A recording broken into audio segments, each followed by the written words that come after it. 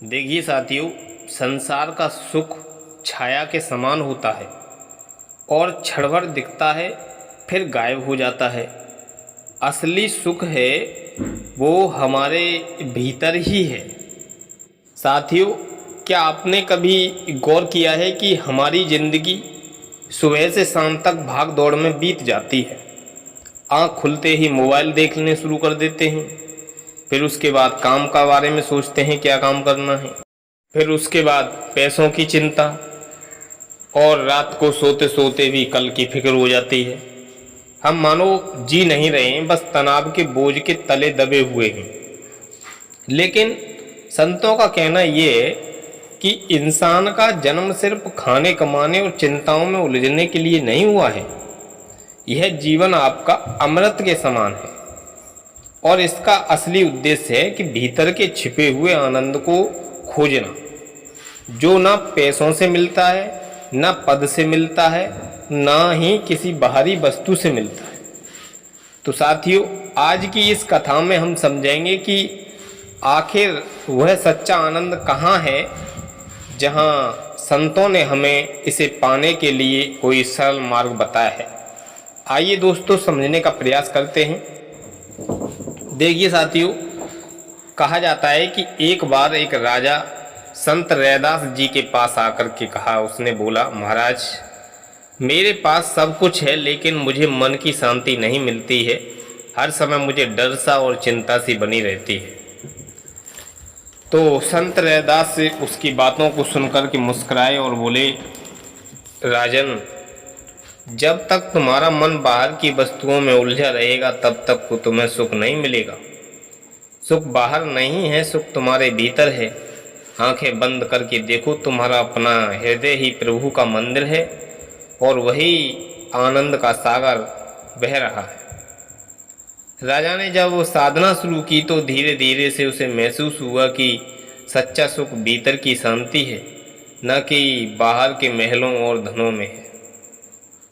तो आज का इंसान भी राजा की तरह है, जिसके पास पैसा है वह शांति खोज रहा है, और जिसके पास नाम है वह चैन खोज रहा है, और जिसके पास सब सुविधाएं हैं वह भी बेचैन है।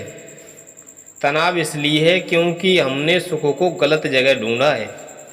हम सोचते हैं कि बड़ा घर, महंगी कार या नया मोबाइल में हमें खुश कर देगा, लेकिन सच्चाई यह है कि यह सब केवल क्षणिक सुख देता है, स्थायी आनंद नहीं देता है। संतों का उपाय ये है कि संत कहते हैं कि आनंद पाने के लिए आपको मन की साधना में उतरना पड़ेगा। जैसे कबीरदास कहते हैं कि मन के मते न चलिए, मन के मते अनेक, जो मन पर असवार है, साईं संत विवेक। तो मन की इच्छाओं के पीछे भागते रहोगे तो तनाव बढ़ेगा। विवेक वही है जो मन पर सवार हो जाएगा। यानी असली आनंद पाने के लिए मन को बस में करना पड़ेगा। तो यहाँ पर मीराबाई के बारे में बताया। देखिए, मीराबाई के जीवन को देखिए आप। राजमहल में रहते हुए भी उनके पास दुखों की कमी नहीं थी।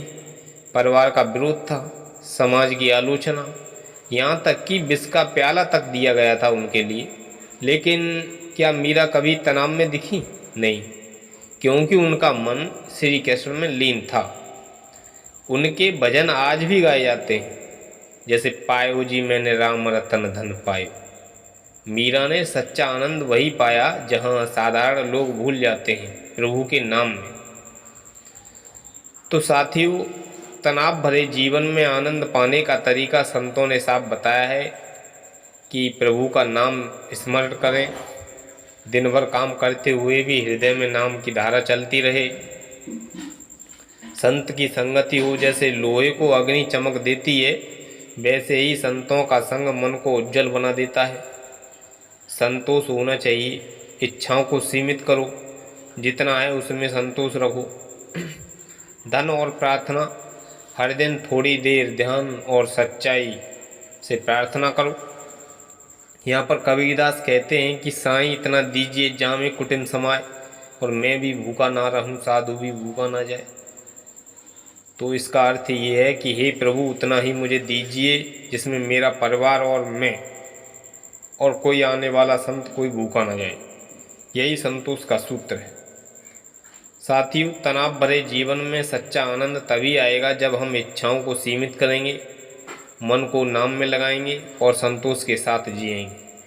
अगर हम बाहर भागते रहे तो तनाव ही तनाव मिलेगा, भीतर जाएंगे तो आनंद का सागर ही मिलेगा।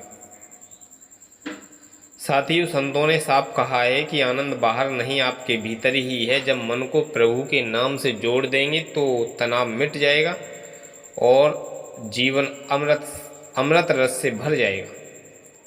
तो आइए आज से हम निश्चय करें कि हर दिन कुछ क्षण नाम स्मरण करें और भगवान के नाम में अपना ध्यान देंगे। यही जीवन का सबसे बड़ा खजाना है। तो साथियों, यह ज्ञानवर्धक प्रसंग आपके लिए कैसा लगा, आप अपनी कमेंट बॉक्स में राय जरूर दें। तब तक के लिए सभी के लिए राम राम।